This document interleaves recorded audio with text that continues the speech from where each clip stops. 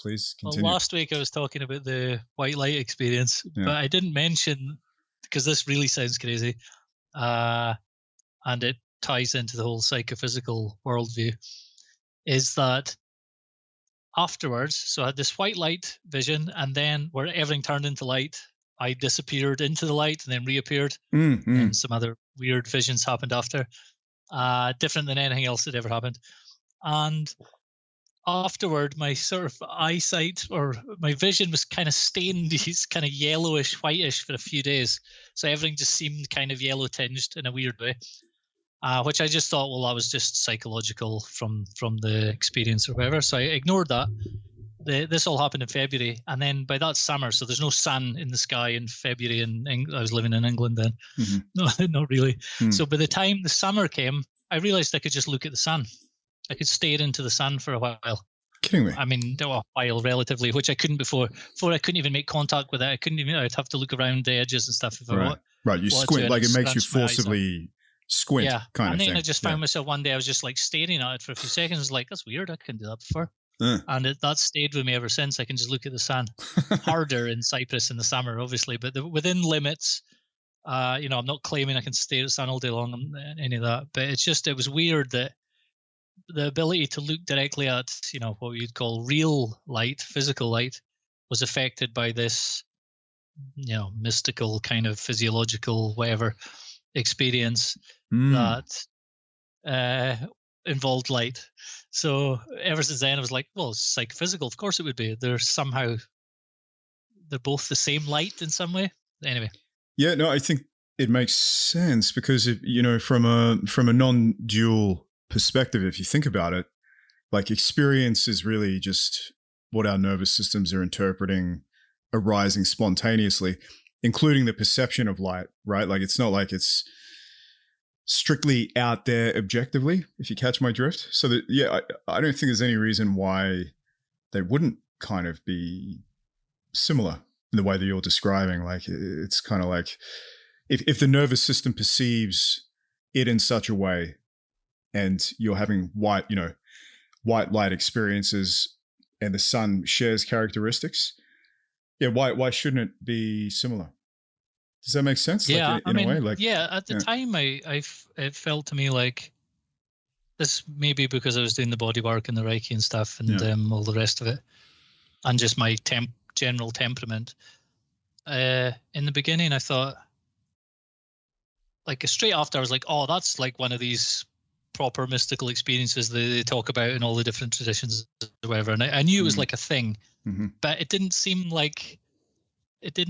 so didn't have all the symbols and all the really religious aspects and that to me that people would describe it in, based in their worldview or whatever.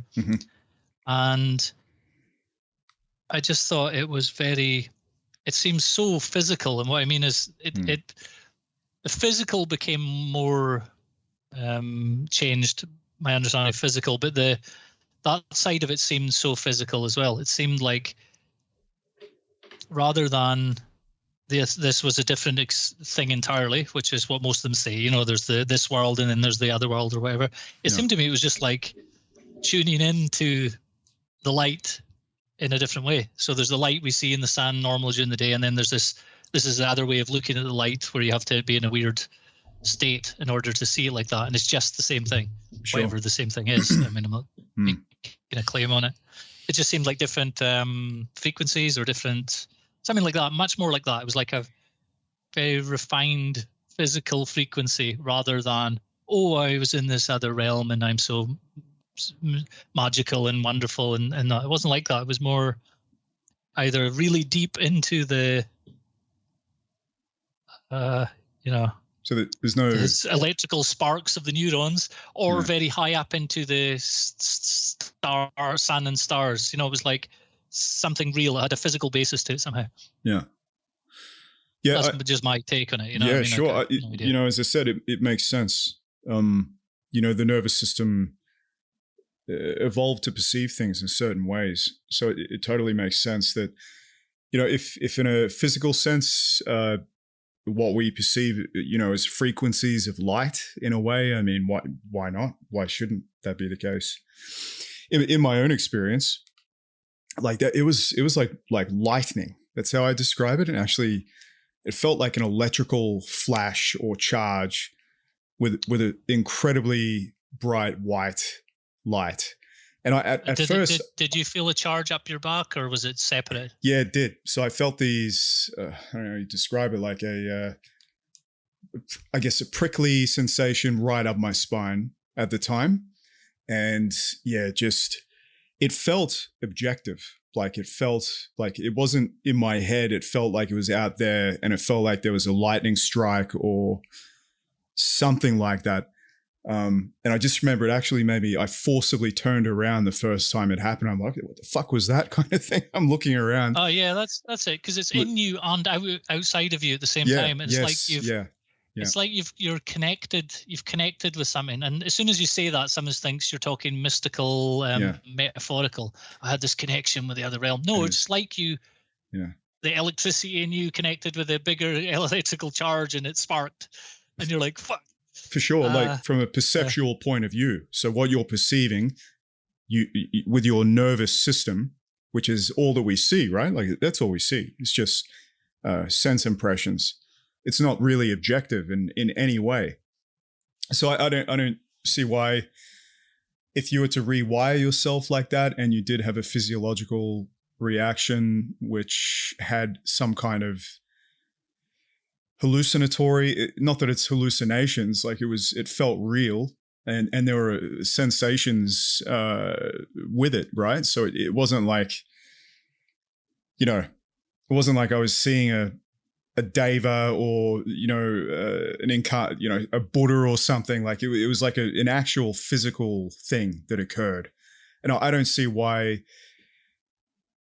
Yeah, I guess what I'm saying is I don't see the difference between subjective and objective anymore. So I don't see that experientially when I've had experiences where I'm like, there's actually no difference. So what I think is objective is literally just what my nervous system is producing. But also from that perspective, if, there's no reason why an experience like that couldn't occur and it wouldn't feel physical. Does that make sense? Can I ask you a question about that? When you said you don't see the subjective and objective as different, is that you now thinking about it, reflecting on the experience, or was you had the experience and then after that's just the way the structure of reality is now? So I didn't get that from that experience. I had behaviors that changed, but I largely probably went back when I look at it to the way that I was before it happened. The real breakthroughs for me happened with meditation. And it was after, I guess I've heard people refer to it as a glimpse of like a non-dual realization. Not that I live in that state of mind all the time by any stretch, but increasingly with my practice, I feel like I have that experience more often.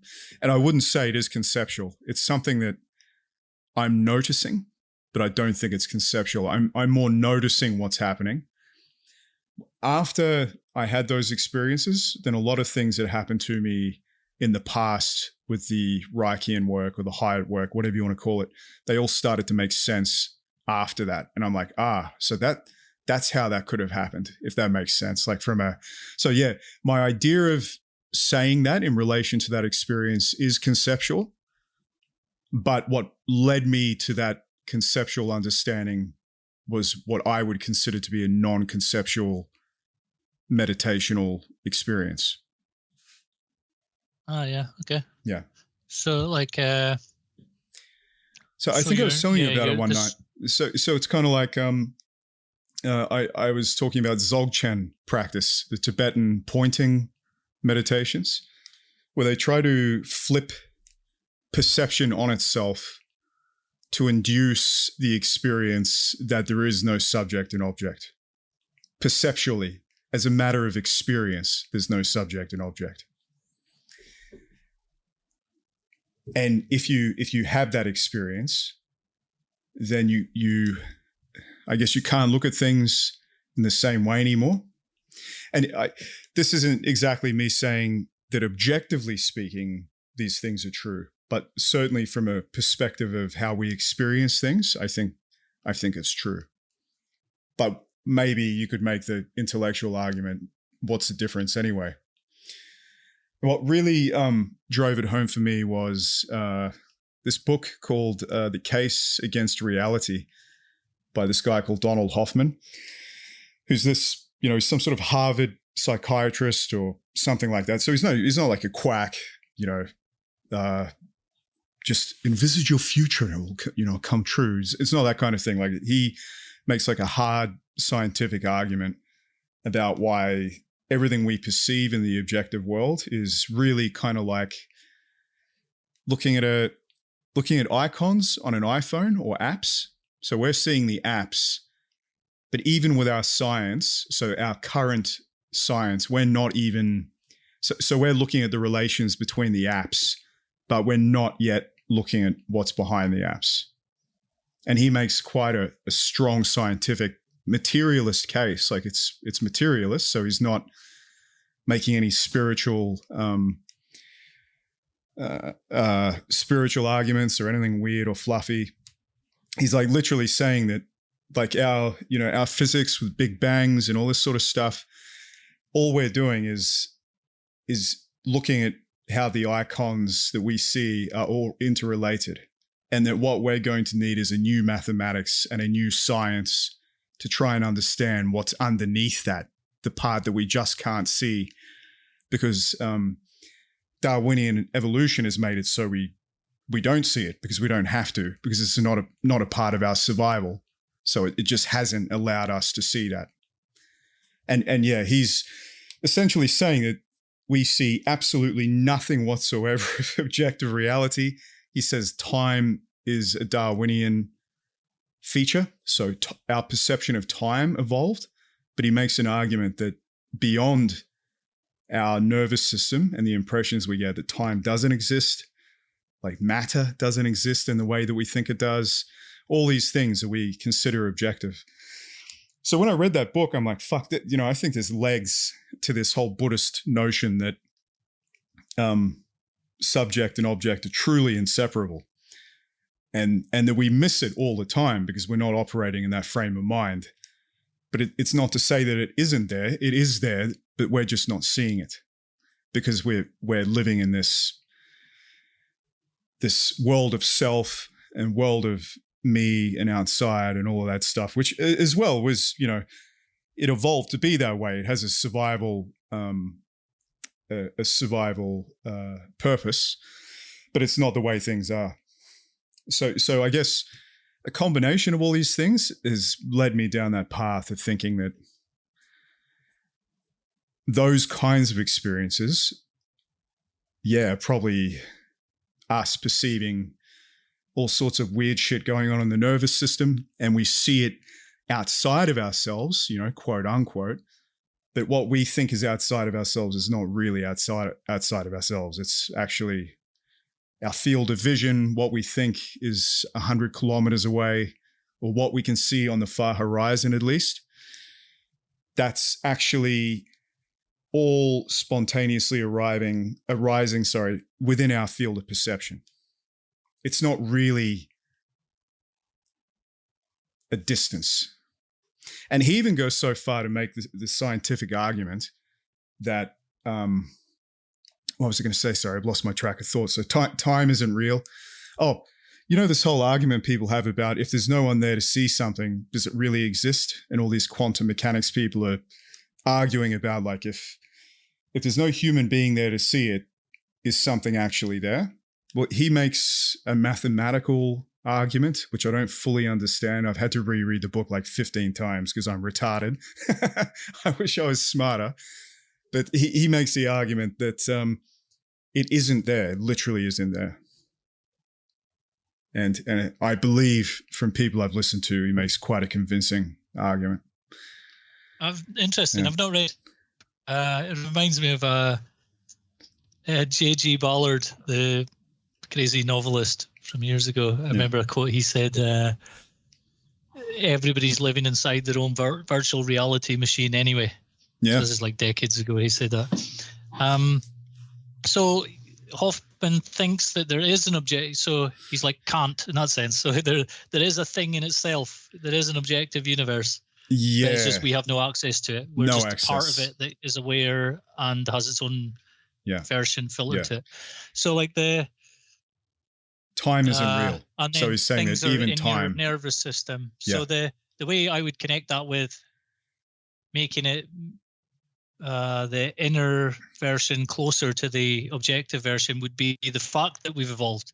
Yeah. So the fact that we've evolved in it. We were talking about Kurzybski. He talks about this, how the mathematics is true in the sense that it's similar in structure to the structure of our nervous systems, and then if you can do something with it, if it's similar in structure, if your knowledge is similar in structure to the outer world, then you know it's real because it's all about similarity of structure. Sure. And he says about that's the nervous system is working, has in mathematical ways or understands in mathematical ways. I can't remember the way he describes it. So because we've evolved in that, you can assume to some extent it is the objective world that we're experiencing to the level that it's close enough that we survived. But I don't see how it could be pure because, how could it be? Because you're interpreting all the time. Yeah. One thing, and again, I haven't read the guy's book and I don't know. I know who the guy you're talking about is. I haven't read his book, so I don't know. But one thing from what you said there, he says he doesn't believe in time or space, which is hilarious. Yeah. But then again, his book makes sense of the title of the book. So I would say my feeling recently, anyway, is that time is the only thing that exists. Okay, that's stronger than I mean it. But time is the only thing you can be certain of. Is that forward direction of time? Space, you can definitely say, is just inferred from the brain nervous system way of understanding things. But any understanding of space is already in time, because even if you try and map out the connections in space in a very hyper intellectual abstract way, it takes, even if a computer does it, it takes a little bit of time to go from one bit to the next bit. There's a sequence. So anyway, I'm just speculating, and I don't know the book, but I will read it now. I won't put myself in the position to defend him, because I must admit I don't fully understand everything by any stretch yet. So as I said, I've read it once, and I've referred to different bits once, and I still don't feel like I've got a good grasp, particularly because we're definitely bullshitting yeah? ourselves constantly about our perceptions and our feelings and stuff. Totally. So it makes logical sense that it's bullshit all the way down. And it does, I guess it's bullshit in the sense that it's not what we think it is. Again, it's this argument that we think it's something that it's not. Yeah, it's not the same. It's not the same as saying there's nothing. There's nothing there. Yeah, there is something there. Absolutely. I don't think he's saying that, but I think he's saying it's more a matter of what our nervous systems are picking up and what we're cognizant of. I'm guessing he would even say the idea of there's something there is already our nervous systems creating a here and a there to compare the difference, and creating that here and there is already a metaphor for space, or space is a metaphor for here and there, depending on how you think about it. So if we go back to the Reichian and the Hyatt type experiences, it may just be simply, or like what, the fashions now, DMT and ayahuasca and all that stuff, is you're just seeing what is there. And could be either your nervous system or the external world. We don't know, but you're seeing more of something that's going on, or you're seeing what's going on in a slightly different way, or a deeper way, or a wider way, or a higher way, or whatever. Yeah. And rather than it just being completely made up, that totally fits in with what I was describing earlier about the light thing. It just felt like I was seeing what was already there. Yeah. It felt. In fact, straight after the way I described it to somebody, I didn't really tell many people because it sounds mad, until I found out it wasn't actually that as unusual as I thought. It was more, not common, but it happens. Thousands of people have had it, kind of thing. Sure. I was saying to people, it's as if my mind suddenly leapt to the level of the sun. And I mean that literally physically. It was just like my mind was up there in the light of the sun now, and then it dropped back down to earth. And I was saying as if. And then I thought, well, why as if? Maybe that is what happened. Maybe your awareness is down on the planet, and then it just connects in with the light that's coming from the sun. Because, by the way, that experience happened to me exactly at dawn one morning. So I might just be adding, like, making it more poetic than it really was, but it really just seemed, it seemed like it was solar. Sure. And I just dropped the as if. I was like, why say as if? That's just what it is. So for a while, I just thought that's what it was. Like, in a matter of fact way, kept it to myself till now. And there's not really a simple answer other than I don't think it was a different realm. I think it's the same. It's just a different way of looking at the same realm. For sure. Yeah, it can't be anything else, can it?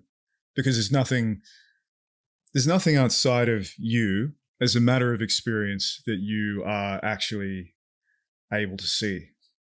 Well, that's the point. It disappeared. So like, I've definitely heard Buddhists talk about this where you, some of the Buddhists talk about where you, at the point of the fruition or whatever that group of them call, whatever word they have, is that you disappear and reappear. Well, if it just your experience stops, all that happens is you just disappear, reappear, but it's just an instant. It's like you start somewhere else and there's a gap. It's so you're looking back. Oh, there was a gap there where I wasn't there. You're not there going, oh, I'm not there now. If you are experiencing not being there, then you are experiencing something. So it's not what I'm talking about. It's like you shorted your being. The narrative of your being. And you just reappear. It's like a deep sleep. You wake up and it feels like ages ago, last night. You know, it feels like two power lines hitting each other and the transformer blows up or something, you know, like it's right. Huh. Wow. So like, and you were saying the effects stayed for a while. Did you, and you felt like a lot of things went away, and so maybe ways you were behaving changed and all that sort of stuff. So what else, like, did it last for good? I mean, did you go back to, you know, Kevin, some of the old habits afterwards? Did it take a while? Oh, most of it, you know, and you're basically just the same person, mostly, but seeing it more, some kind of external or higher view over the whole thing. Again, this could just be you just grew a new part of the brain. It really took it was a year after. It was really like developing by itself for a year after, especially. There was something growing about it, whatever it was. It's like a growth. It really does feel like a growth and development rather than a event with one set of results, you know? Yeah. And, but yeah, some of my habits went away. The basic, I think I said the last one, the basic level of existential fear I had just went away and has never come back. I didn't even realize I really had a feeling of just being like when wandering, not knowing where like, no aim, no big aim, you know, just kind of here wasting time. And then that went away, and then some habits around drinking. I said as well last time. Stopped drinking as much. Stopped some silly relationships.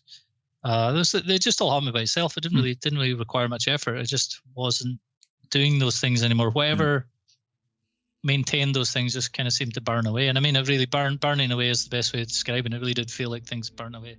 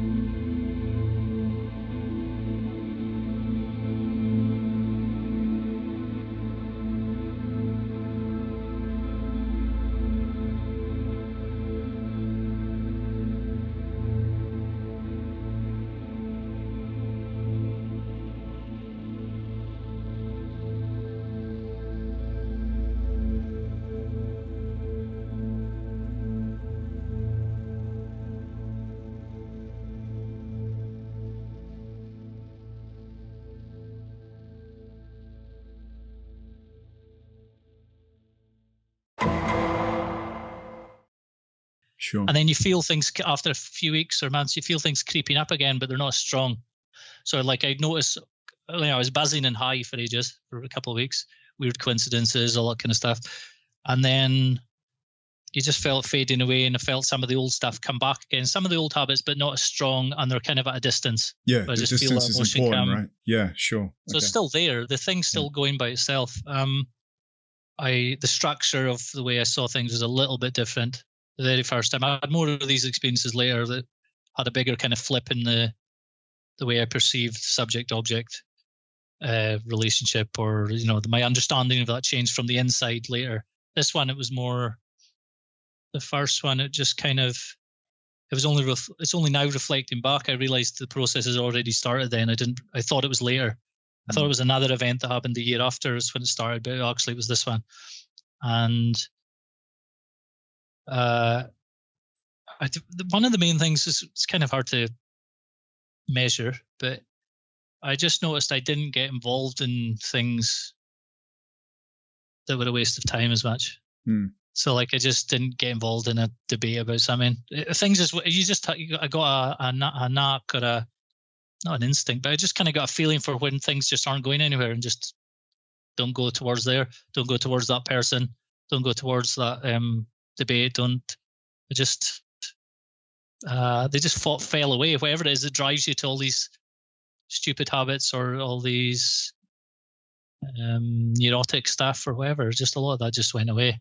And then my deep habits and bad behaviors really came to the ones that were like part of the way I am, and personality traits and stuff really started coming up and seeing them clearly, and really cringing and hating a lot of stuff, which since later you just learn to accept because it's just you are a certain type of person. No, getting rid of them. Yeah. But a chunk of the stuff you can't change. Yeah. And that's what you kind of learn as you get older with the stuff is some things you really can change a lot, far more than you think.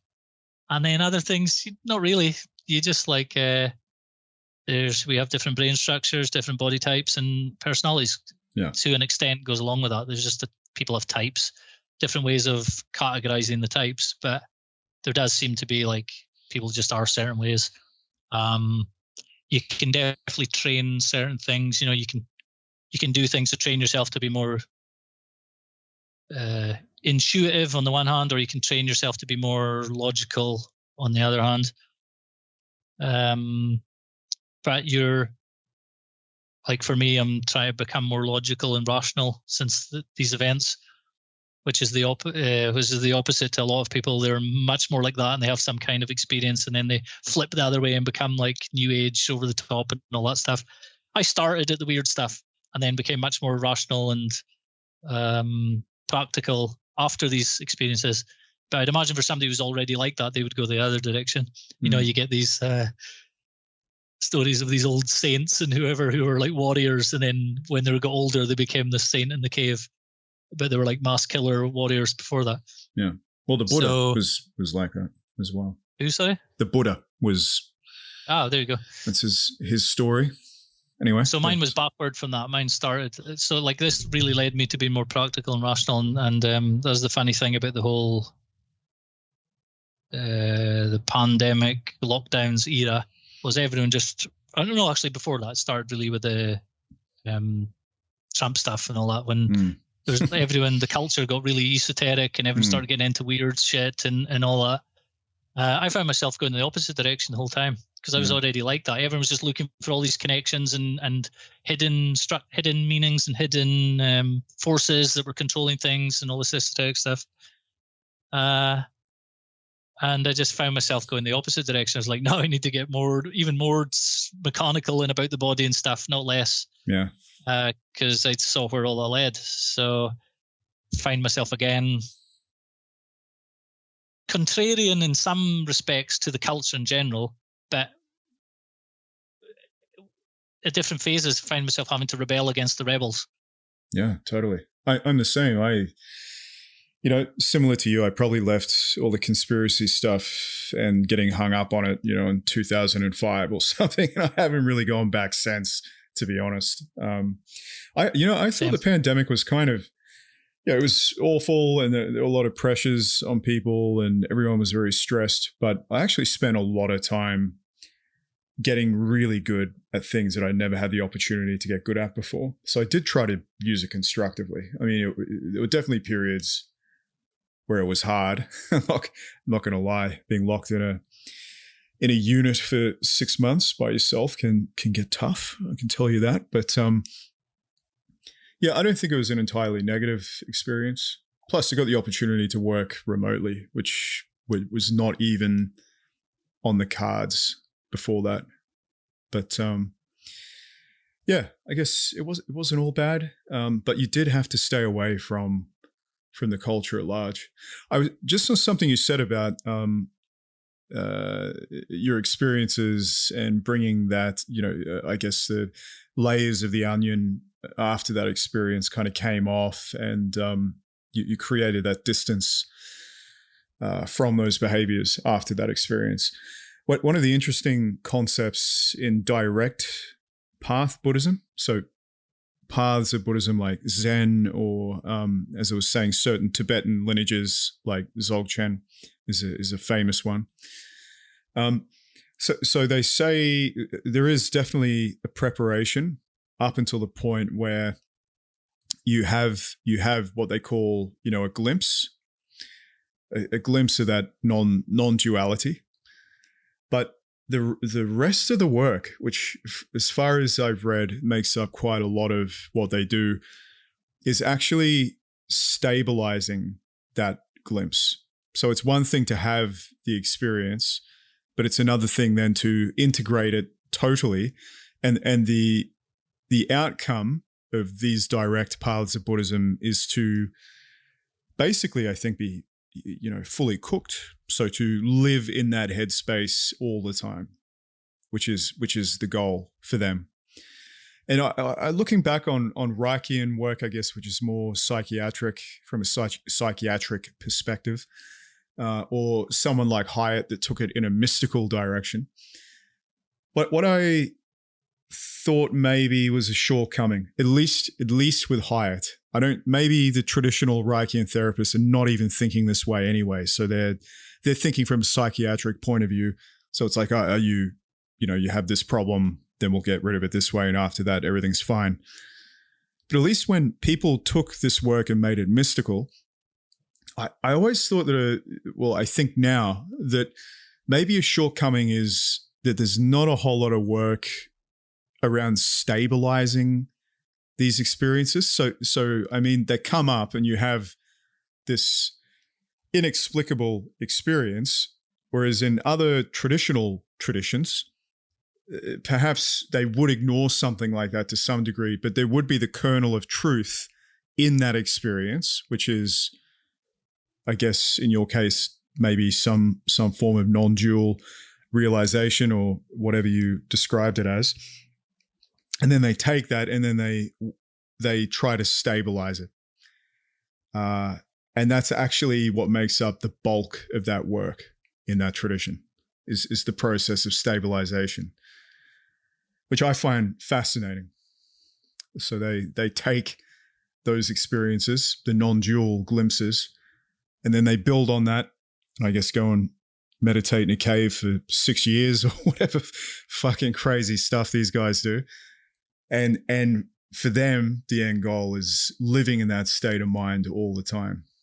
Not necessarily, having a full-on energetic blow up like that, but at least having that true perception or cutting away everything that gets in the way of how things really are.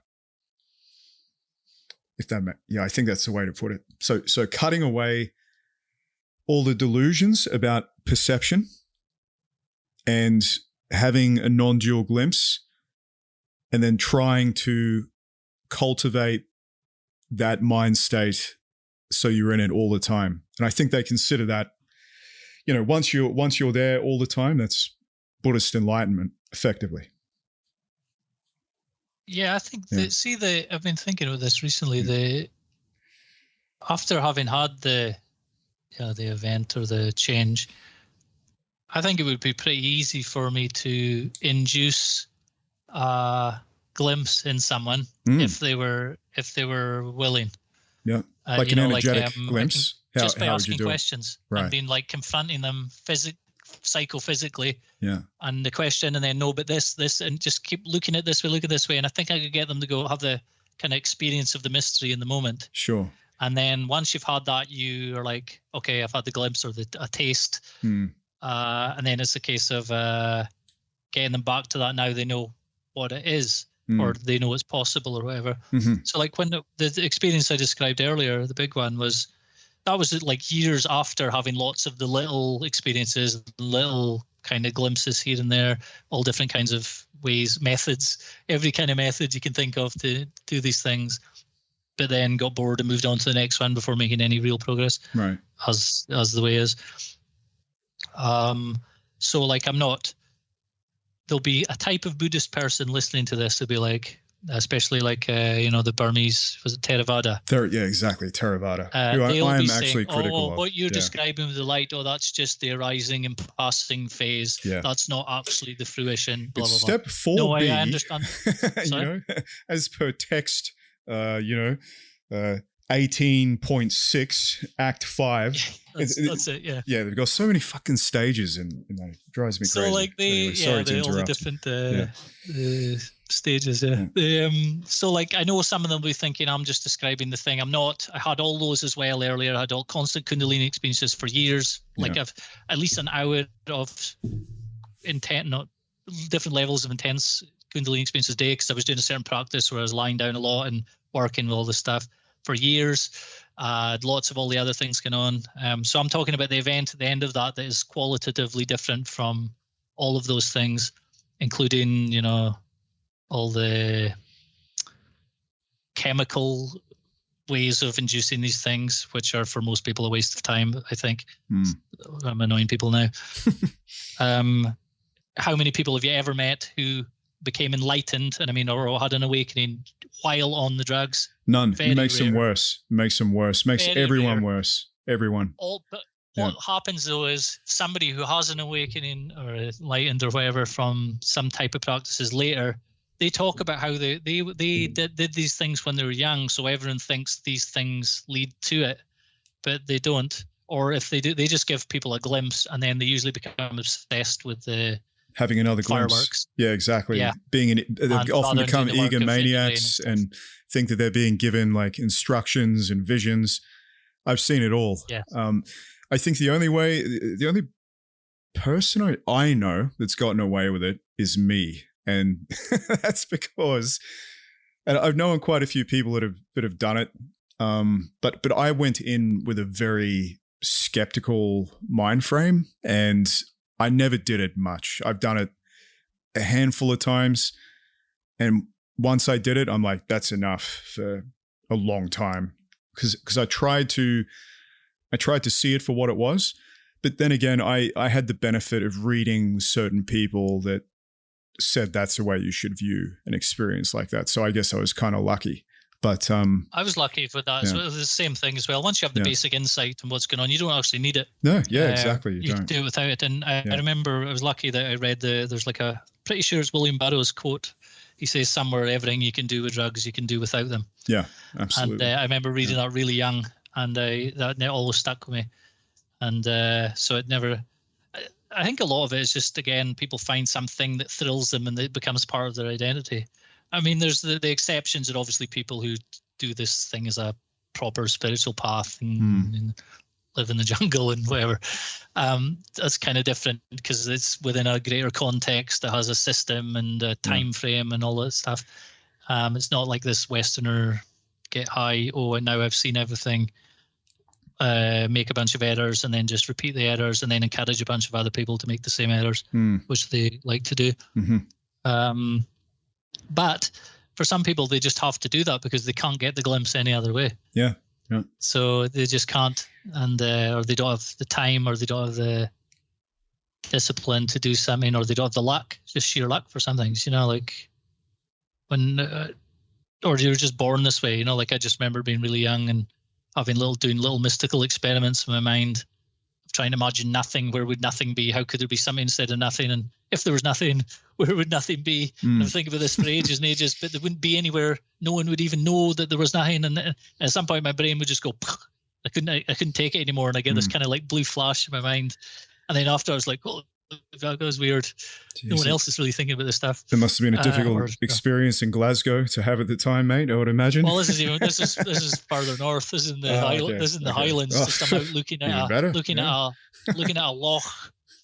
So I'll translate for people: lake. Outside and hills, and just looking out in the middle of nowhere and going, I was already there was already nothing, and I was imagining even more nothing. And so anyway, that was just the way I was built. And then I know other people like this. It's just the way you are. So that's just luck. It's just the way you are. For other people, they become interested in it and they have to do something about it. And so I don't blame them for trying the quick fix. Yeah, I don't think it's with the right context. I think it's okay. And I maybe think Timothy Leary said somewhere about I'm sure he describes about the white light experience using LSD. Pretty sure. So I think I'm pretty sure because you have the circuits, right? The circuit theory. Yeah, I mean, a lot of that is like have these experiences and then they're filtered through a hyper intellectual psychologist guy. Right. Yeah. So he comes out with all that stuff. He was a smart guy, I must admit. Ultra smart. Yeah. I mean, what's the name of the book? The Info Psychology is wild. Yeah, it's a good book. It's wild ideas, so extreme and different. Even though there's problems with it, it's still interesting because you see how uncreative people are now when you read something like that, and that's decades ago. Totally. Academia should be like that. That's what they should be producing. Stuff like that. It's so boring now. So stultified. Yeah.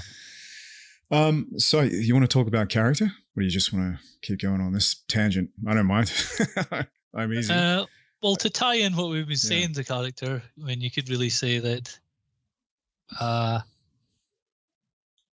to change your basic character. Well, do you want to define what character is in terms of Reich and sure. Reichian work? Yeah, I can kind of do that. So maybe the best way to approach it. So I guess we can go through what we were talking about maybe a little bit next week, and I can derive it from that, just so I can remind the 3 people that listen to it. More than three. Or we can just go on about we can just carry on today about this this kind of stuff, enlightenment stuff. And sure, I think we can because I think the character ties into it largely as well. It does, yeah, it does. It's hard to put your finger on how, but I mean, like we were saying last week, the character is not saying you have to infer it. You don't experience or see it directly in yourself. Yeah. And I guess his idea of, having some sort of cosmic energy, as kooky as that sounds, you have these white light experiences, and you wonder, maybe there is something to it. And the fact that he tried to physicalize that, so he tried to demonstrate it. And I think he used, what do they call Geiger counters or something like that? They're kind of those, they measure electromagnetic, energy or something like that.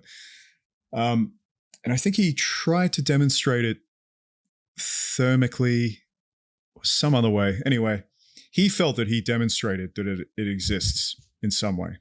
I'm not sure if that's true. I'm not qualified and knowledgeable enough to know about any of that stuff, and I haven't read his stuff enough on that. But it kind of makes sense, right? In light of, I like the approach. I like the approach of going, well, if it's all same thing somehow, it's all interconnected in some way. So why don't separate them? But the actual method is based on psychophysical unity. And physical mystical unity, or as Hyatt called it in Undoing Yourself, I think spiritual biology. Sure, is another good way of saying it. Yeah, that is a good way of saying it. I don't recall reading that. And it also, in terms of character, so Reich's theory, of course, was this theory of segments. So the body was split into segments, and through, I guess, we were discussing it last week, stuff like developmental oppression or stunted love or sexuality, or the way that he framed it in those terms. So those energies that are intense primordial energies, because of the way we're brought up, we develop certain patterns and because we're taught not to fully express them in ways that we're meant to express them. And I think he's right on this. I was thinking about it. I do give him a hard time. And I think in some ways he's flawed, but I do think people are terrible parents. And I think that children do develop subpar or incorrect ways of dealing with things. I think that's pretty clear looking at the world today. that does happen. Whether or not that's an implicit condition of mankind, I guess it's a different discussion. But these patterns of psychological armoring that you incur before your rational brain or before your frontal cortex is fully formed, which matches his theory, because in his theory, he's saying that all this happens mostly when you're a child. You develop this armoring basically when you're a child. And that, in a sense, the tension that in the body, so I've just been thinking through this as I've been going through all this literature. So you have tension in the body, these patterns of tension. In your case, the posture could be all muddled up and certain bits of the body could be extremely tight and other bits not tight, some muscles locked into place. And that a person has a way of interacting with the world and walking through the world that is very individual because of the way that they were brought up and because of the other part that's not changeable that we were talking before, the genetic and just who you are. And over time, the way he described it is through different segments have different charges. This is his language. And that basically what occurs is because of the armoring, because of the muscular tension, the energy can't flow properly, and it's meant to flow from the pelvis area up through the ocular segment, which are the eyes, and then back down again in like a vertical circular motion. And when you have the armor in the different segments, certain segments become charged or overly charged, and some segments become undercharged. And what occurs is as you start to grow up, it's a bit like a walking trail. So, you go into the bush, you go on a bushwalk, and there's walking trails everywhere, and you can see where everyone's been walking over time, right? It's the same trail. I guess it's a bit like that from a psychological, neurological, and physiological standpoint. And then you get caught in these habits or the way that the energy is being diverted through your body. And the way he described it is, because of this, you get dams of this energy. The energy gets dammed up inside certain parts or segments of your body, depending on what type of character you are. And that just reminds me, I'm going to put up a picture when I edit this video so people can see what I'm talking about. It just doesn't sound like a bunch of gobbledygook. So it kind of makes sense then that because we know that the neural synapses in the brain and the body that they control obviously have a relationship. So if your body becomes tense and tangled up in a certain way, that your brain is going to have patterns of a certain nature. And if you're extremely tense, extremely wound up, and you're that kind of tense person, always in a sympathetic nervous system state, or at least a sympathetic dominant state, that your behavior is going to be also inflexible like your body, because you're not able to channel energy through your body, and your brain is also kind of stuck. So when you observe your behavior or the way that you're interacting with the world around you, it makes sense that people can't change it, right? They're like, fuck, why can't I change myself? It's because like you're kind of stuck. You're not taking advantage of the neuroplasticity that certain activities like this can give you. So then when you go through the process of undoing the knots or the muscular armor over time, and you start to free up these dams of energy that are stuck because of the tension, and you start to break the neural synapses, the neural chemical synapses in the brain, start to break them up and change your wiring as you're changing your body. you can. I think that you can have these explosions of this dammed up energy as you start to clear up these pathways and start to get rid of this armor, and that also leads obviously to a change in character. And I think that really kind of measures up to what you're describing, because what I've just described now really is how Reich himself saw it, right? That's how he thought it worked. After the experience, I never mentioned that, as well as the behavior changed, my structure changed. The way I was holding my body changed. Certain areas of muscle tension. Yeah. Certain areas of muscle tension kind of just went away. There was areas of my body changed. Didn't go away forever, but I mean, it didn't go away everywhere. But things definitely changed and didn't go back. And I felt like the energy that until then had been rushing around, and I don't know, did I say it last week, but it reminded me of a garden hose pipe that's spraying water out, and you drop it and it's flopping all over the place with water spraying everywhere. Yeah. It reminded me of the energy going up my back, and mainly around this spine area, but it's not just there. It was everywhere. Electrical, sparky, kind of physical, objective feeling. Not. I was not wanting it a lot of the time. So like I'm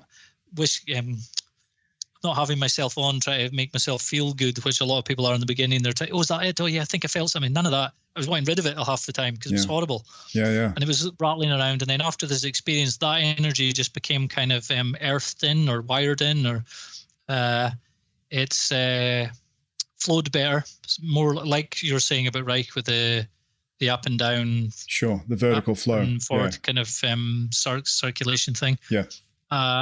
It seemed to be like that would make sense. I was more upright. I was just general kind of health things became better. That's when I became interested in like really what are now basic health things that are all over our sphere and Twitter, like getting more sunshine and that kind of thing.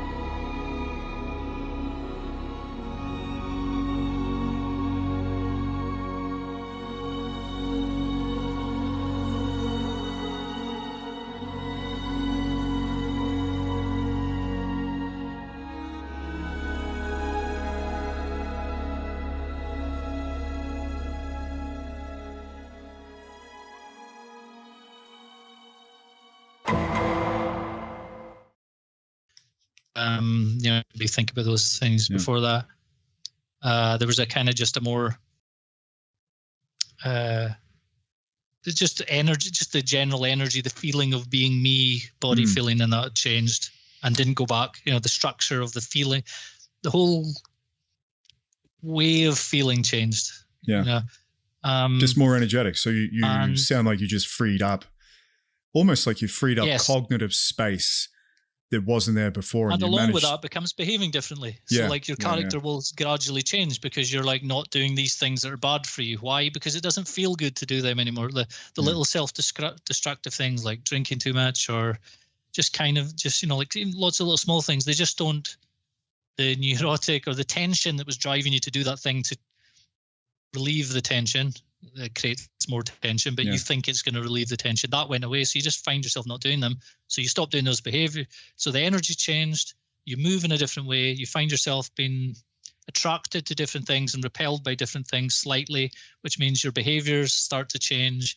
And then before you know it, you're living a different life, and your character's a bit different. And then eventually someone will say, "Oh, you'll meet somebody from the old days, and they'll think you're different." Without you realizing it. You'll surprise you when the first person says it. You'll think you're not, and then you realize, oh, actually I am. Or you'll get annoyed, I have not changed, but actually no, I have a bit. And then that just starts unfolding by itself. And then if you keep going, if you keep working on yourself, the process will keep happening. But again, all of these things, really easy to kid yourself in on top of the objective thing that is really happening. You can kid yourself on and think more things are changing. For sure. Well, all I've noticed is I'm less likely to delude myself about big, rapid life changes I've just made, or I'm going to do this thing that will change everything, and none of that. No personal utopias. We were talking about Reich's utopianism. Not in this universe. Everyone has their own utopias. The New Year one is classic. New year, new me. Okay. But we're doing that all the time. Oh, I'm going to start this thing on Monday, and I'll do this, and then you're just the same guy then as well. So that kind of stuff, I get less likely to get pulled into that stuff. And just these are all completely kind of abstract sounding things, just a better sense of reality of how things work. So like you can't get pulled in conspiracy stuff because, well, obviously it's just all different people wrestling over power and greed and fear and all these things intertwined. It's just the basic stuff that you see more clearly in yourself now. So you just assume it's running amok in everybody else like it was in you until very recently. So you don't get surprised by this stuff. You're kind of forgiving is not the right word, but you just expect that's the way people will behave. You're not shocked by it, and you're not like moralistic about it. No. You understand where they're coming from, right? Changing, your interpretation of other people's behavior changes also. Yeah, totally. And I think the other interesting thing is to look at what you used to be like. And I know everyone can do that to some degree, but after you have these experiences and you really infer your character, so you infer it in the ways that you were describing, then there's a stark contrast. You're almost looking at a completely different person. You should be cringing about yourself. Totally. You should really cringe. But not cringe in a way that shuts you down. Not like a way that you just cringe. You're rolling your eyes in the beginning. Well, most of your life you're avoiding it and thinking the opposite of what it is, kidding yourself on that you're really the opposite. You have a kind of twisted version of the truth that covers up. It's a good cover story. So like your big problem you've converted into actually this is the really good thing about me. So it's impossible to change because you see it as your best thing.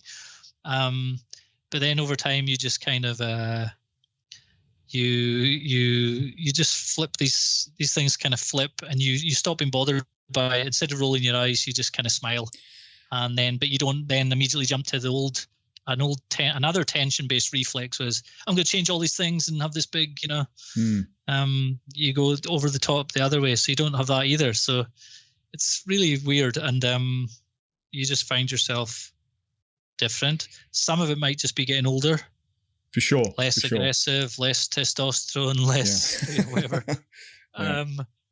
That's part of it, and a lot of people I see in our sphere online get confused by this. They've just got older. They think they've had all these epiphanies. They've just got older. That's it. Yeah, exactly. They're thinking about things differently. Oh, you don't want to. Oh, it's stupid running around bars chasing girls and doing this other thing, settling down. Oh, wow, you're the first person who's ever came to that conclusion at your fucking age. It's hilarious. They do all the things that they say that they mock women for doing. They all do. They do them all themselves. All the guys. They just don't see that there's just phases of life. So there's that going on. So you have to get a feel for and some experience before you know what's just that stuff and what is the results of the work you're doing. And you need someone who's further ahead on than you in the work, whatever the method you're using is, to help you, because otherwise you'll just delude yourself, or you'll take longer to do things than it needs to be. So you need some kind of teacher at some point.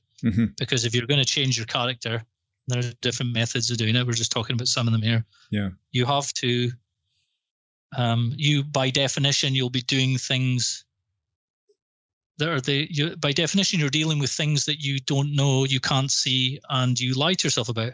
Yeah. So very rare for someone to be able to deal with all that without an external person. Maybe impossible. Yeah, probably impossible.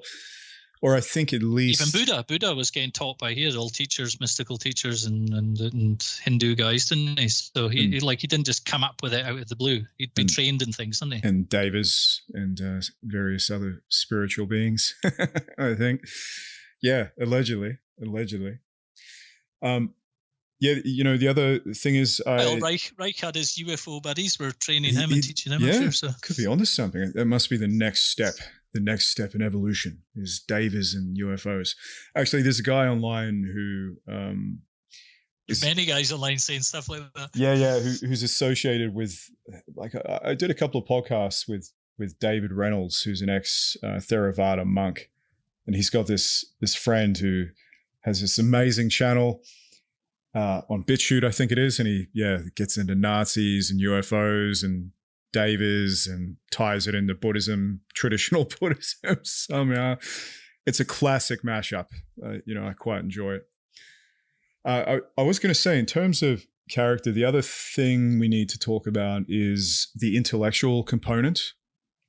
So for sure, you need someone to show you the ropes, or at least someone, who's been through the process who can offer you some kind of advice, I suppose, or not advice, but some pointing. And part of the process, it's often not well understood, is the intellectual part, is the use of language and analysis of yourself. And that's particularly important with the Reichian method in particular. And I think Hyatt even had his own, I think he had stuff like, what was it, despair maths and various other things that you would use to gauge what was going on over time. Yeah, he had a ton of cognitive exercise and stuff. And there's an interview he's asked what's the first thing a young guy should do, and the first thing he says is clean up all your cognitive bias and your logical errors and that kind of stuff. It's all like he has a start with the cognitive stuff. He actually says that explicitly. Whereas absolutely. Everybody isn't attracted to that, though. They're either attracted to the magic, mystical stuff, bit. Or they go straight to the meat, which is normal, especially for young guys. Totally. You're not going to do what the older guys tell you about being sensible and do this. You're just not going to. No. And Hyatt, I think, played along with that. He let people do what they wanted to do and didn't care. Well, they're going to do it anyway. He didn't care if people made a mess of it themselves. Yeah. It is interesting because it is a big part of the Reichian method, and as you say, it's kind of boring in a way. I always found it boring, and I didn't really take advantage of it for many years. But once I did, I'd say I started to make the most progress during those phases. And I might actually link to a document that I have here where this Reichian therapist outlines like how they actually do it. But effectively, it's kind of an analysis of like looking at yourself, taking notes of sense impressions and dreams and stuff like that, but also like trying to analyze yourself. So like if you look at yourself in a certain situation, maybe one that you're having trouble with, I don't know, maybe you get nervous in certain situations, or you have some other reaction that you think is substandard and is not serving you, and you analyze that situation, you describe it, you describe what happened, and then through this process of grabbing these data points, over time you can begin to put together a picture of your character, what you're really like, which may not be obvious to you. Isn't obvious to you. But through this analytic work, that you can actually start to get a good picture of what you're really like, and the parts of yourself that you're missing. But I just wanted to go back quickly, if we could, because I wanted to put up a picture at this point of the segments, and I just wanted to talk about the segments again and how they relate to Eastern mysticism, because it's something about Reich that I think is getting a bit more airtime now. And I even thought I saw a book that someone wrote about it once, but for whatever reason, for like the last 40 or 50 years, what I've noticed is Reichian therapists everywhere deny that there was any Eastern influence on his work, which I just find to be just insane the more I look at it. Yeah, like, I mean, you're talking about the circular thing, I know, back and down that thing. I mean, yeah, we've heard this before. Totally. So I'm gonna put a picture up now. So there's here are the segments of the Reichian conception of the body. So you have the ocular or eye segment. You got the oral segment. You got the cervical segment, thoracic, diaphragmatic, the abdominal, and the pelvic. And these, I got to admit, I don't know about you, Kevin, but that sounds awfully familiar to me. Maybe it's not. Yeah. I'm not sure, but I'm not suggesting that he stole it, but I honestly think the more I think about it, I think that he appropriated pretty much. Well, you have to this. Remember the time he was working. He was working, exactly. Early 20th century, the early psychoanalysis. The whole of Europe was full of occult and mystical and esoteric stuff. Then it was like it was the main thing, even if you go back a lot of even the rationalist kind of philosophers or writers or whatever were surrounded by people who were occultists and stuff. So there's no way, and all the Eastern stuff was coming over then. There's just no way he wasn't aware of these things. Yeah, and it's kind of annoying though. The psychoanalysts were investigating telepathy and all stuff like that as well. They were involved in this. They came out of that. I would bet that a few of them were involved in it secretly, but because they were trying to make it medical. Well, I mean, Jung is a good example of this. He is an occult philosopher with an occult system who's tried to medicalize psychology. Yeah. Read the Red Book anyway. But he kept that secret for professional reasons, you would say, or to be taken seriously, which is fair enough. You have to do what you have to do. So Reich, I don't think Reich was like that. I think he really believed he was making it medical version, or and then later a physics version of these things. Maybe he kind of just thought that was like silly old ideas. He may have had a kind of what's that book? Fraser's Golden Bough. Where the magic was just the magical worldview were just like bad science, and now we have good science, so you don't need that anymore. Reich may have had that. I don't know. Whereas people have discovered these things in different ways before, in different cultures, with different context, with like a different philosophical, conceptual framework. For a different people in a different climate with different biology and different food and whatever else. So Reich may just be the German version. The German Jewish version. Early 20th. Yeah. Vienna or wherever he's from. Yeah. That Viennese, kind of worldview version of it. Yeah. So, I mean... What it does annoy me about him a little bit, though, is he does shit-can Eastern religions at the same time as effectively taking his model from them. So he associated mysticism with, what's the word, the non-orgastic character. Is it orgastic? the word escapes me. There's so many org words. But yeah, he saw mysticism as a negative representation of the body's energies, in much the same way as a violent person or an aggressive person or something like that. It was an inverted form of the energy. He's talking about the detached kind of mysticism, Sure. like the body hatred kind of stuff, where they're just like trying to be in this other realm, life denying, escape life stuff. Yeah. We like the way we're talking about is really like psychophysical or non-dual or however we say it. Is closer to Reich's kind of worldview in that sense, for definite. Yeah.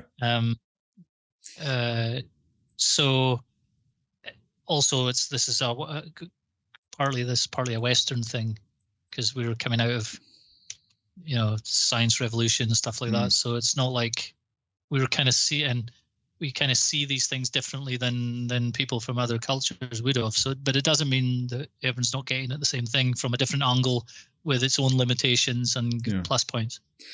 Yeah, I think, the more I was looking at all this stuff again to prepare for these podcasts and just brush up on what was going on. But I also think there's an element that probably appealed to him, being a Marxist, where he saw that there is kind of a degree of utopianism in Eastern religions, at least in the promises of where you end up. And I do think that there was probably an element of him taking that form of utopian promise and applying it in a psychiatric way. I hope I'm being clear with this, but you can clearly see the Marxist influences in the way that he contextualized his work, contextualized it, not in the practical sense, but the picture that he paints of where human beings can ultimately go with these practices and, love and work and all the things that he used to say. There is an element of utopianism that I think that he also took from the Eastern religions, on top of the chakra similarities, the Kundalini, it's kind of like the sex instinct's being oppressed. Yeah. And once you have this revolution, it will be in charge, and then everything will be great once it's in fine. charge. Yeah. The promised land, right? Like, all beings will be liberated. It's that kind of thing. Yeah, orgastic potency. The orgastic potency. Enlightenment. It says nirvana, really, isn't it? Totally. The point of the fully released, free, natural, or however you described it, orgasm reflex is fruition to him. That's what the goal of the game was. Yeah. He's coming out from the body therapy angle, whereas the Buddhists may be sitting down from the more mental meditation angle. But really, they're kind of different angles for different types of going at the same thing, both with their different problems. Yeah, absolutely. And you can see then, so from these segments, these transverse segments, when you have armoring in these segments, and this occurs as you get raised as a child in his theory, which is actually not that far from the truth. I think I was reading somewhere that like your rational brain, your frontal cortex, doesn't really even grow properly until you're 7 years old. So before that, you're just like a sponge of whatever happens to me. That's what I'm going to be. So actually, but you're still making conclusions, though. Totally. You can't reason, but you come to conclusions absolutely instinctively. 100%. Yeah. And I was just going to say on that, that's actually quite like it's quite forward looking of Freud and Reich, because I think Freud had this idea as well. And I'm sure there are other scientists that were looking into it at the time. Some names escape me, looking into childhood development.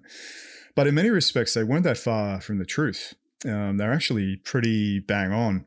I think that a lot of what he says in his theory is true about children, in the sense that I think Hyatt used to say this as well, but they're not small adults, and we tend to treat children in our culture as if they are adults. and they're not adults because their brain doesn't work like an adult, and they're literally not even the same type of animal. And that a lot of hang-ups that we have goes back to like the rigidities that I was describing before.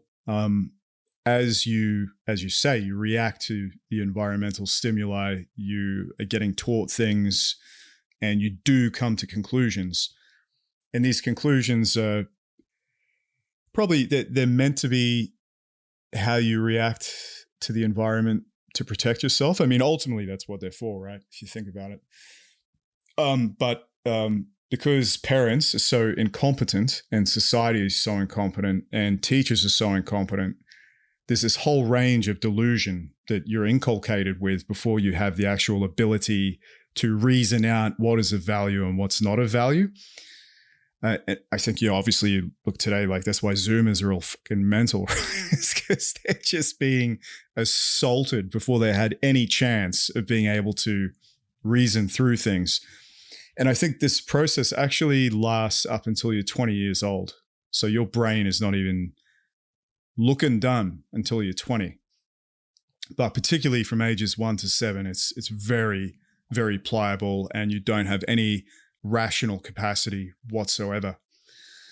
So it kind of makes sense then that if you're like particularly in a stressful or traumatic childhood, or all the other weird variances of ways that people get brought up, you could get brought up in a full-on biblical, like getting fucking beaten every night for not eating your dinner kind of thing, or with Hare Krishnas, or who knows what sort of bizarre environmental stuff there is out there that kids go through and are brought up in.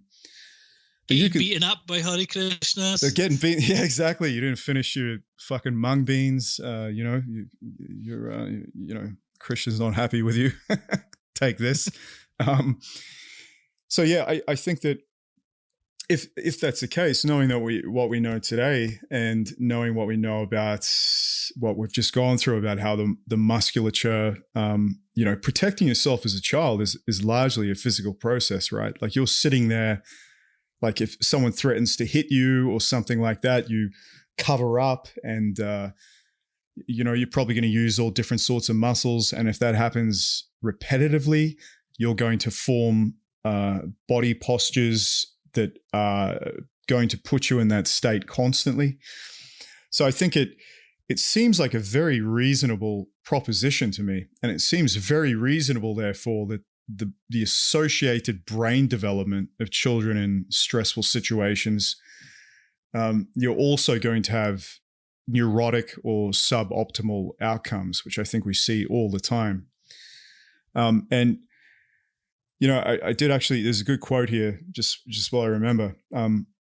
It's by Lowen. So Alexander Lowen was obviously one of Reich's famous contemporaries. I think he studied with him or something like that. But he says it well when he says that the character of the individual is manifested in his typical pattern of behavior, and is also portrayed on a somatic level by the form and movement of the body.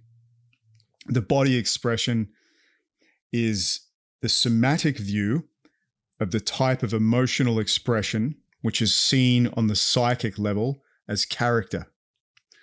Defenses show up in both dimensions, in the body as muscular armoring. So what I thought was interesting about this, why I grabbed this quote, is because it actually ties into the work that you do as well, because he doesn't just refer to armor in the traditional sense. He actually talks about the body expression and the way that it moves, and the form of the body as well as being critical, and also all those things together influencing the character of the individual, which I thought was a fantastic quote. But it is all related to how children are brought up when they're young, the degree of stress they're under before they can reason, before they can make decisions about what's ridiculous and what's not. And I guess if you think about the world today and how everything's so global, and at one time, maybe these peculiarities would have been segmented to their own geographical position. But now everyone's on the internet, and so everyone's just being assaulted with this just kaleidoscope of fucking idiocy, that, you know, that people, I guess, are not being raised right, or they're not being raised as children should be raised. That's the end of my rant. I'm not sure how you feel about that, but I could be wrong. It's a good rant. Yeah. Well, I mean, it's the popular culture kind of understands the relationship between character and body structure, body form, if you think about it, because think like a children's pantomime. They know who the bad guy is by the way he's walking, this creepy guy, he creeps up or whatever. You can tell by the traditional bad guys and good guys would hold themselves in different ways. You know who the bad guy is. It may be like the evil guy's contorted. He's got his hands and his fingers in a weird way. He's like certain facial, holding his face in a certain way, and it's a caricature and they kind of exaggerate it and whatever. But they have certain looks about them. And then the good guy who's going to be the guy who's more upright in his morals will be more upright in his body too. So like there's a kind of intuitive understanding people have between the way someone holds himself or the shape that they are is somehow related to their inner character. It's not hard and fast, obviously. There's it's not as simple as that, but everyone knows what I'm talking about. It's not politically correct to say it really anymore. But well, you look at the memes online, right? Like the Wojaks, just a vast range of psychological types that even in those memes, even the Chud Jack meme, which is the guy that's like, billions must die. I don't know if you've seen that one. Yeah. You look at it. So he is. I mean, those things work because they're playing on this thing that we've all known since kids. We've all known who the good guy and the bad guy is. We all know when somebody's just not trustworthy. You all know when somebody's, think of the word a creep. When a girl calls a guy a creep, well, what is creeping? When the act of creeping, that's a certain physical posture, and and the creep. Those two things go together. They're not separate. No, and the movement through space and just everything combined, right? Like the way that Lowen's describing that. Yeah. And there's tons of like metaphors that we use all the time. Like being, he's a stand-up guy. You can trust him. He's like, I'm feeling down today. Well, down physically, you physically go down when you're feeling emotionally down. Yeah. You like these things are just everywhere, and it shows in that individual. Just quickly, while I got this thought, where the energies are fixated. So if you have the eyes to see that individual, the creep or the Chud Jack or one of the Wojaks with the open mouth, if you look at their body and you're trained in such a way, particularly you can see where the energy, quote unquote, is damming up, where their character is stuck. Do you think? You get you can get a feel for the way people are. You can, like when I started doing this stuff, I remember there was one guy I saw in the supermarket years ago. I just had this horrible bad feeling beside him. He really looked like a bad person, that I'd never had before. And I was like, well, I need to turn down that kind of awareness of people's energy patterns, because you can't go around living like that. Yeah. It's too weird. I'm not saying it's 100% accurate, but it was so like, it was like horrible. And another way, you're like, somebody's just, you like being around them. And we have phrases of this, good energy, but good energy, it means something. You can actually break it down into parts, analyze the different things, and then, understand it better. So like even Freud was onto this kind of stuff, there's the oral fixation stage, the anal fixation stage, whatever. And we have all these words and ways of describing people, that certain body parts are associated with certain feelings and thoughts, and people can get too much in one, too much in another. Some of them are natural, you're bound to develop them. Some of them are neurotic or whatever. And there's no reason not to think that, well, you can just you can really go deep in this, and you can start figuring out your own character based on your own structure and your own movements, as well as figuring out your you can do both ways. You can do new movements to create a new structure and see how that changes your character. That's more what I work with now. So can you just or quickly, you can work on notice the top-down emotional stuff and see how that changes your physiology and your movements, which it affects it from both sides. Do you notice, just on the character things, so you've been working with people for a long time, do you notice certain archetypes of character, would you say, like when you work with clients, depending on their postural... You mean people in general, or people I tend to see? Well, I guess maybe particularly your clients, because you're looking at them and you work with them and you know a little something about them. Do you notice archetypes of character? So what I mean by that is that Reich, obviously, so we have the segments, and then from the segments he derived this idea of different character types, like archetypal character types. So I think he had the oral character, the psychopathic character, the perfectionist, or I think it was called the rigid character, and the other one was the masochistic character, which is quite intense language, I must admit.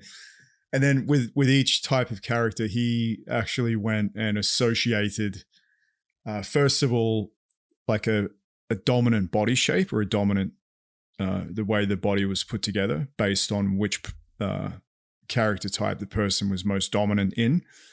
And obviously no one's just one thing, but people tended to have one type of character, and according to him, he could see this, and orgonomists say they can see this.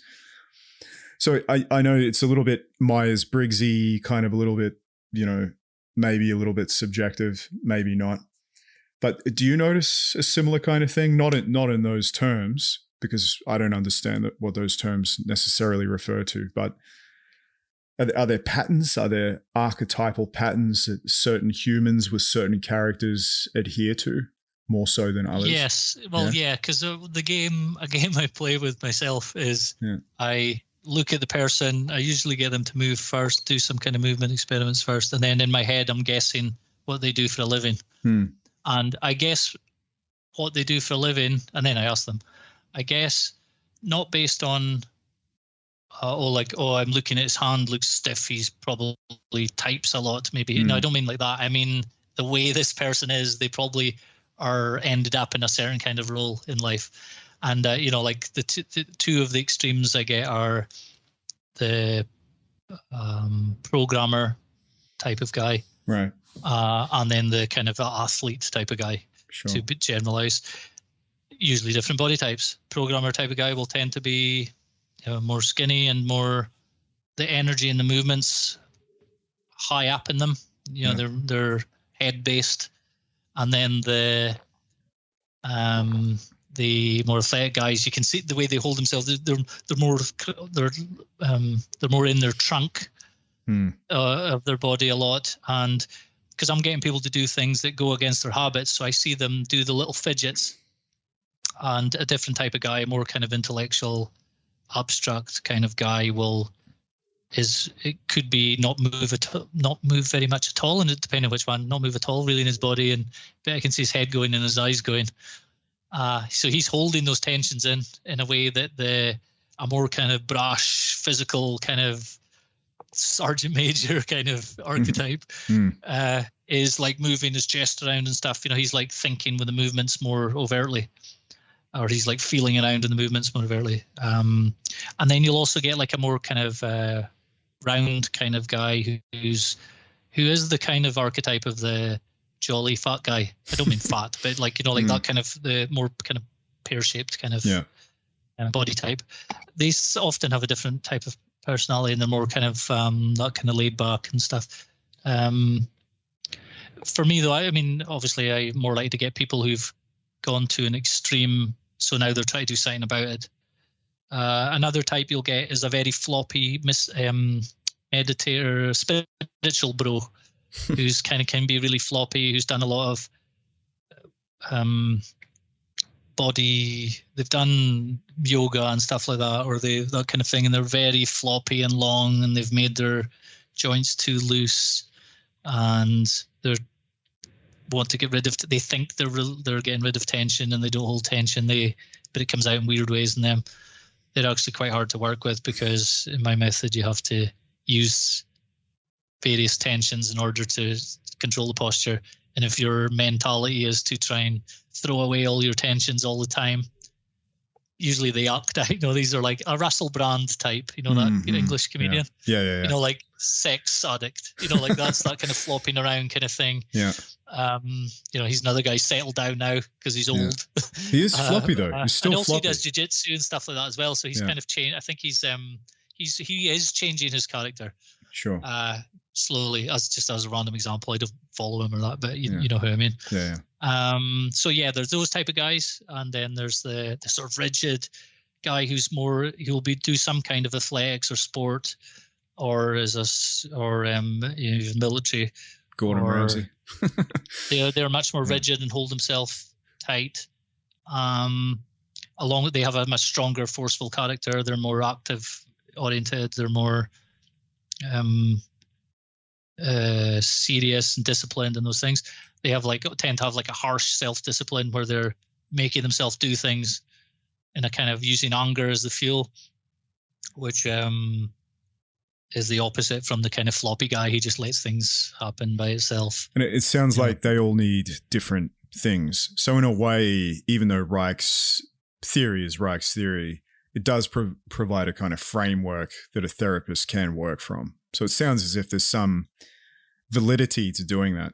Like you kind of... Yeah, I think the basic method of looking at the as like two sides of the same thing. You're looking at it this one way, behavior, speaking to them, figuring out the way they think, their concepts. You're also watching the behaviors, and then you're also looking at the body type and what the body's doing and the interplay of these things. I think that kind of basic way of looking at it, that kind of basic method is definitely the right way. It definitely works. But the details of it and how you slice it up depend on each person and depend on how you've been trained and depend on your interests. Some people are really interested in you said the Myers-Briggs, that personality kind of stuff. Some people are more interested in the body type stuff. There's the guy, what's that guy's name? He was in Hyatt Sheldon. W something H Sheldon or something. He's the body type guy. The guy who came up with soma type, endotype. Right. It's meso. I can't mesomorphic. I can't mesomorph. I can't remember the. Well, the bodybuilder. But basically, it's the same thing I'm talking about. Yeah. It's the round guy, the rigid guy, the thin, skinny guy, and the rigid kind of athletic guy, and he had all sorts of personality predictions based on body types like that. So he's like hardcore body type. Look at the body, then predict type of person. Some of that can be changed through the work I do and these kinds of work. But to a certain level, it's just the way you are. So you can see it in little, very young children. You can see he just looks like a soldier, this guy. And this other guy looks like feminine or whatever. And they just look different. And then they grow up and they're different. Yeah. It's just the way it is. Yeah, interesting. And I don't think you can reduce it all simply to genetics. I think that's too simplifying too much. Yeah. Obviously, it's a big factor, but it's not as simple as that, because, like you say, it's like the upbringing does matter for how you learn to deal with your tensions.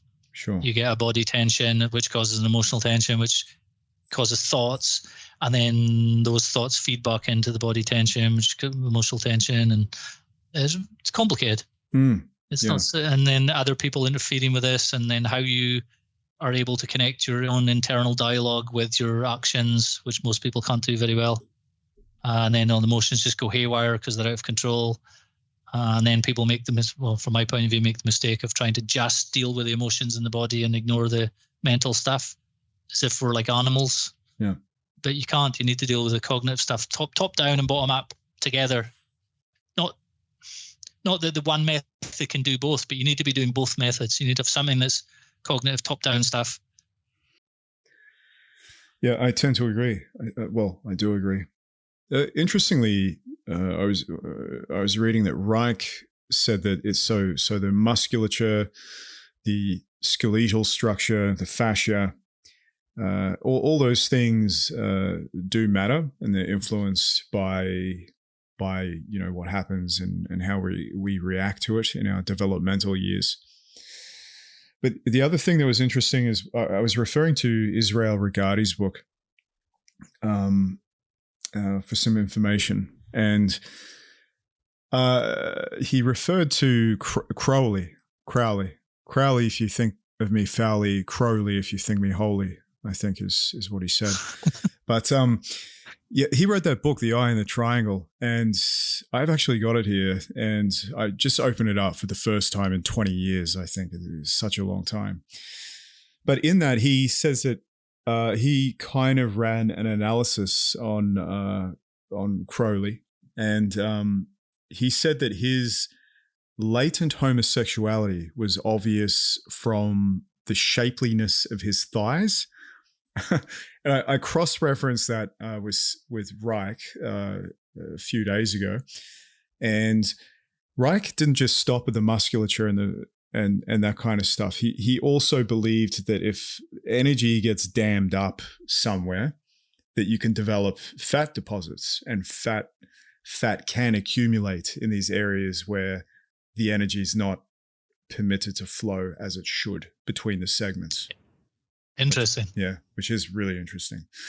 And, back again to talking about the character of certain fat people, not that that's what he was talking about with Crowley. It's something a little bit different. But yeah, for sure, there's the jolly fat guy type. A lot of fat guys I know are like that. So what is it? And they're laid back, and they literally lie back. Yeah. Like they recline, and like it's so interesting. When you start looking at things through this kind of lens, you realize it's all the time. And how have I not seen it before? Yeah. And all of your words are metaphors. Most of them are out of awareness. You don't even realize they're metaphors. Yeah. And they're describing body-mind interrelation from different angles.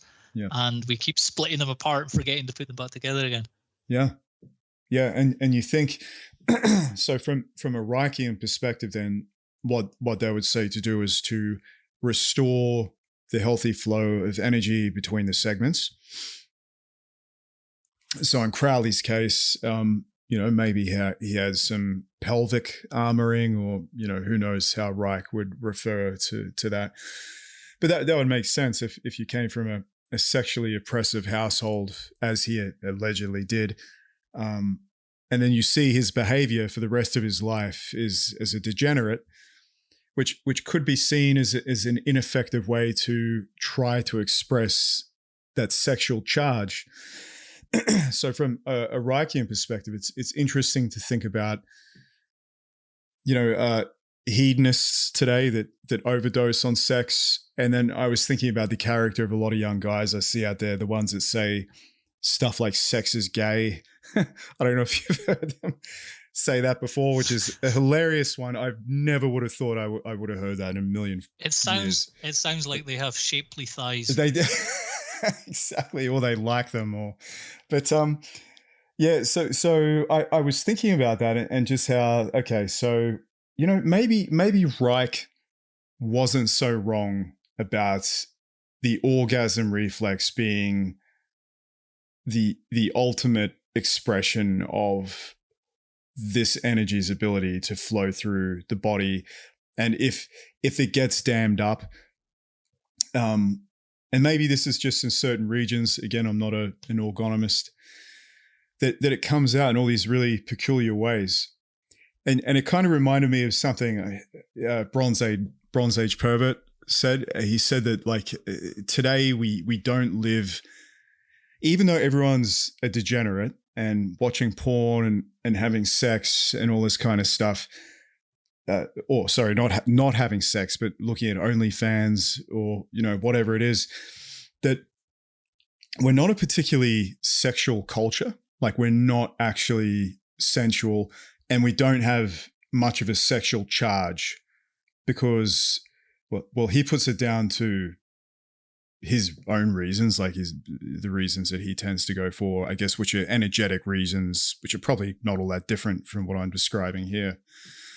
But it's interesting to think from a Reichian perspective, like, what is it about our age that has retarded the ability of that sexual charge to build, whereas in other cultures it is expressed in a more healthy way. Maybe, again, in the case of Bronze Age pervert, maybe something like Hellenic Greece, which he always uses, where they didn't have the same hang-ups about sexual activity, or at least in some places at some times. I actually think that, so when I see those guys that are like, oh, sex is gay, and these neo-Puritan attitudes towards sex, and then I see, on the other hand, I see all the people with body counts of 600. I see it as like symptoms of the same illness, largely. And I think that is actually a lack of charge, of bioenergetic charge, and that the sexual impulse is, if not the primary, probably the best expression that the average person has of this energy flowing properly.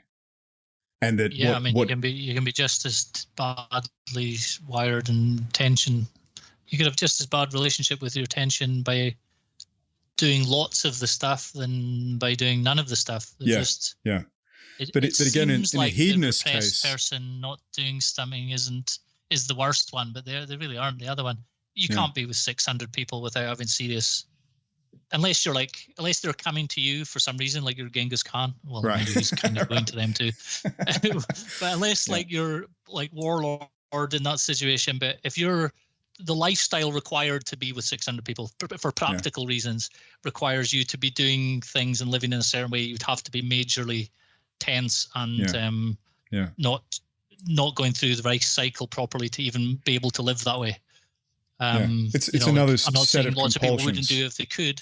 I'm just saying, in order to have the practical lifestyle that would lead to that for most people in our culture, is you have to be like hyper unsatisfied and tense to just maintain, keep going out or whatever you're doing, to these horrible places and whatever. But it's the hedonism, right? So the hedonism itself is a compulsion. So even though they think they're escaping the sex is gay type morality, they're actually not. It's just another form of that charge not being able to express itself properly. It's another type of perversion of that sexual impulse, because as you're saying, it is a compulsion. The behavior surrounding being a hedonist is kind of itself a compulsion because of the effort that you need to put into being it. And the fact that it is in itself quite a compulsive act, I tend to feel that it's really just two sides of the same coin. I think we do live in a kind of sexless, not a particularly erotic culture at all. And I'm not sure what it is, but there's something going on from an energetic point of view, in my opinion. I often think some of the hedonists that I hear about are worse than, the church ladies. It's just some thoughts I've been having. I maybe you don't agree, but what we're talking about here is, as well as straight guys. It's a bit different for gay guys because they're not even gay guys, but I mean women as well. For example, like very promiscuous women who are kind of going around like almost like doing it out of a sense of anxiety. It feels like sometimes, but I don't know. Something not right with all these people. Maybe they need to do some Reichian work, man. But they tend not to seem very liberated, and they tend to not appear like it's given them what they thought they were getting from what they were doing. Yeah. I'm not sure, but I'm sure Reich's opinion on all this is that that's just another type of problem, doing it too much, and it should be more love-based or whatever. I'm guessing Reich's more like that, or I don't think he's like the free love guy that people make him out to be. Is that right? No, not at all. Yeah, he's not at all. Yeah, not at all. I didn't think so. So he, so like the culture now is just, it's a lot of it's just people acting out their tensions in different ways. Yeah. Or having new tensions in order to prevent this other tension that is too embarrassing or traumatic for them to admit. A lot of the politics stuff is people are getting a little physical tension about certain things that they deem to be bad, that then they have to act out verbally in order to cover up the physical tension they're feeling. You know, they have to shout at people on the internet. They have to be really hardcore ideological about saying, because they're covering up something that they're not comfortable with. It's may or may not be in awareness. Yeah. But I guess in the beginning it was.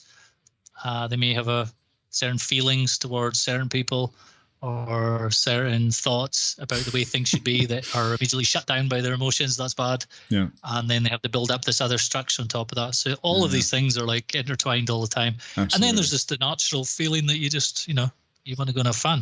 Yeah. In amongst that, and it's normal to do these things or whatever.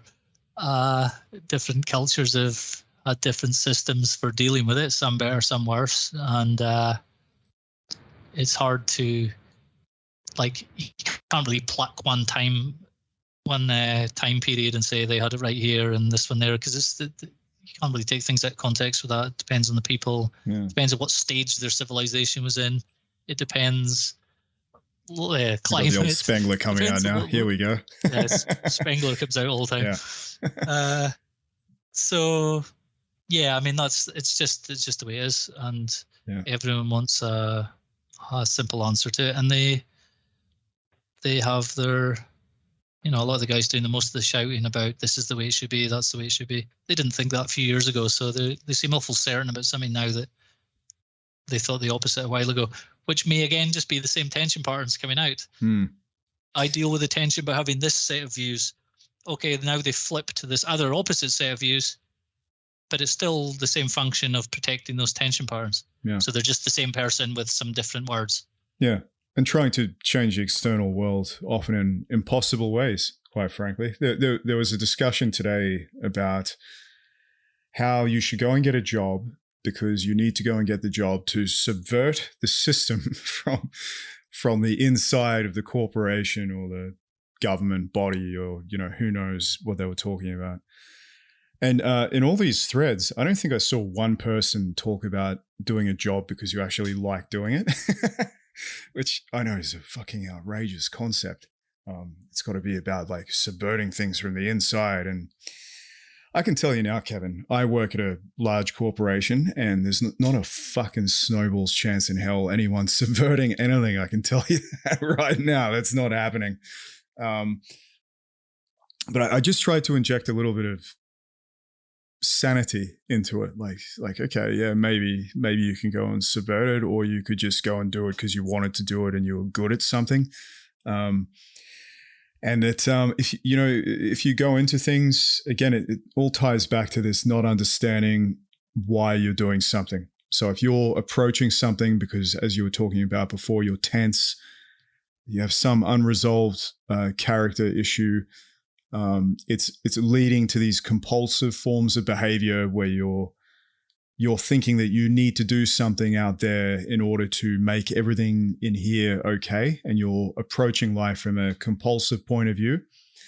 Then when you do age and when you do grow up eventually, because a lot of these guys are young, in your mid-30s, when you're a middle accounts manager with a team of 3 people who you don't particularly like, and you're sitting in a cubicle all day, and you look back at why you made the decision to do the thing, because you weren't coming from a place of being conscious, truly conscious of why you were doing something, you're going to regret it. And you're going to be like me, and you're going to be trying to find your fucking way out of it. So I'd recommend to those guys, don't go down that path of satisfying these weird abstract goals and coming from a place that is compulsive. And it's compulsive in the way that we've been describing tonight, in the way that your character functions, so you're not aware of, because you're just not.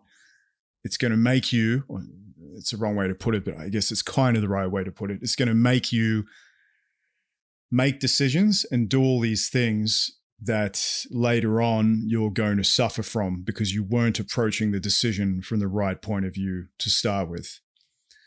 And I think it's a danger inherent in listening to people on the internet who also suffer from the same thing.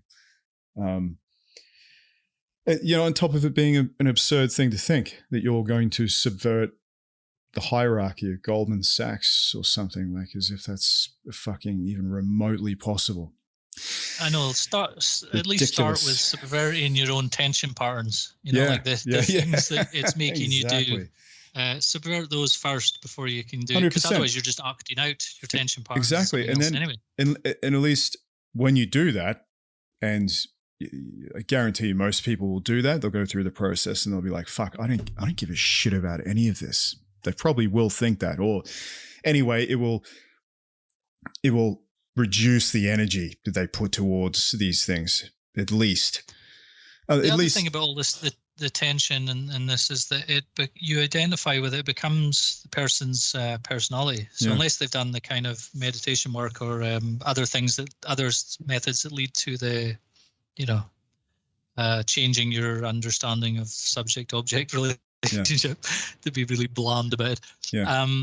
Unless you're doing something like that, you just end up identifying with those tension patterns, and basically you are them. So you anything you do and think is based on those. Your deepest character would be your understanding of the subject-object relationship. Everything's built on top of that. Mm-hmm. So if you have some kind of breakthrough in the practice doing that has to filter out eventually into your character. It has to, because everything is built on top of, the lowest level would be me and it, like I world, that kind of split that the kid has to develop in order to survive.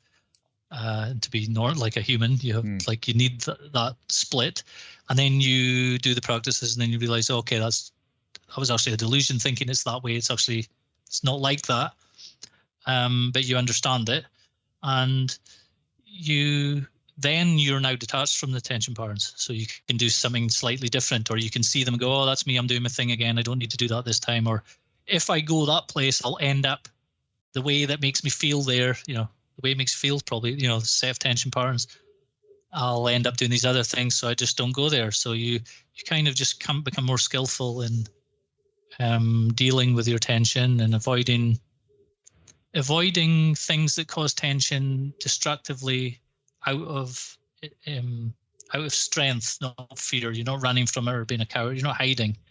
You're just choosing to do something else. And then over time, your sense of self, your I, is slightly different. Because it's not created from the same set of tension patterns anymore, and now you just have a new character, and it happens by itself. Yeah, absolutely. You can't. That's the thing. You can't do it directly. You can't directly try and change your character, because it's your character who's trying to change it. Part of your character is thinking that you can just change something so deep instantly without any repercussions, as if it was even possible. That's already a symptom of the problem. So you need to it has to be done indirectly and slowly and over time, and you need some kind of objective verification, or that you're not kidding yourself on. And over time, your whole relationship to tension and energies and these things kind of changes. Yeah. Well, I think that's probably a good way to finish up. Wise words. Do you have anything else? No, I'm good. Topped out. Yeah. Okay. Well, I've run out of tension that I can release on the internet. Yeah, we've let everyone have our tension tonight. For want of a better expression. Yeah. Now it's theirs. Yeah, okay. Yeah. Hopefully it's annoyed somebody, and their tension will make them get their tension out by writing something interesting, constructive, and useful that we can read. Yeah, absolutely. But it probably won't. Probably not.